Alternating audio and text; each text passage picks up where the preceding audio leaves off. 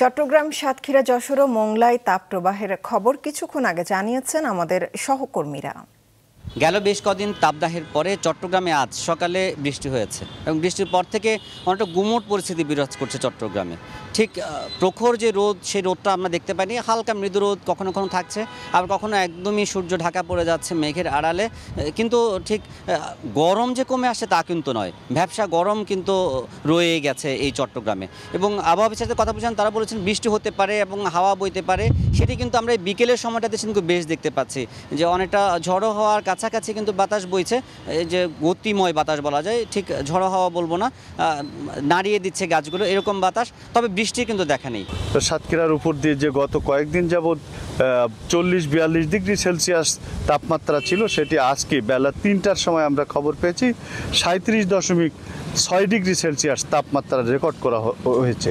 যদিও বাস্তবতার সাথে এটির পরিমাণ একটু কম বলে অনেকে আমাদেরকে বলেছেন, কারণ প্রত্যেক মানুষ গরমে হাঁসফাঁস করছে, মানুষের শরীরে প্রচণ্ড রকম কষ্ট হচ্ছে। বিশেষ করে শ্রমজীবী মানুষের মধ্যে যে পরিমাণ কষ্টের আমরা তীব্রতা দেখতে পেয়েছি, সেটি আসলে কোনোভাবেই 40-41 ডিগ্রির কম না।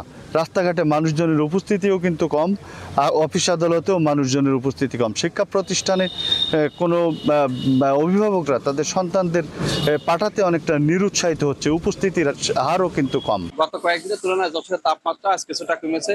আজ বিকাল 3টায় সর্বোচ্চ তাপমাত্রা রেকর্ড করা হয়েছে 41 ডিগ্রি সেলসিয়াস। তাপমাত্রা কিছুটা কম থাকলেও মানুষের মধ্যে অস্বস্তি আমরা লক্ষ্য করেছি। আমরা দেখেছি যে আজও দুপুরের পর রাস্তাঘাট ফাঁকা ছিল। এদিকে যশোরের কয়েকটি রাস্তায় আজও আমরা পিচ গলতে দেখেছি এবং দুদকের কেন্দ্রীয় কার্যালয়ের নির্দেশে যশোর দুদক কার্যালয়ের কর্মকর্তারা আজ যশোর, নড়াইল সহ বিভিন্ন রোডে আসলে তারা ঘুরে দেখেছেন পিচ জ্বলার কারণ তারা অনুসন্ধান করেছেন এবং বিভিন্ন তথ্যপত্র সংগ্রহ করেছেন। তারা আমাদেরকে জানিয়েছেন কেন্দ্রীয় কার্যালয়ের নির্দেশে তারা দেখছেন এবং পরবর্তীতে করণীয় কি তা তারা নির্ধারণ করবেন। এদিকে আমরা দেখেছি যে যশোরের মৎস্যাচারীগুলোতে আগের মতোই আসলে উৎপাদন বন্ধ রয়েছে।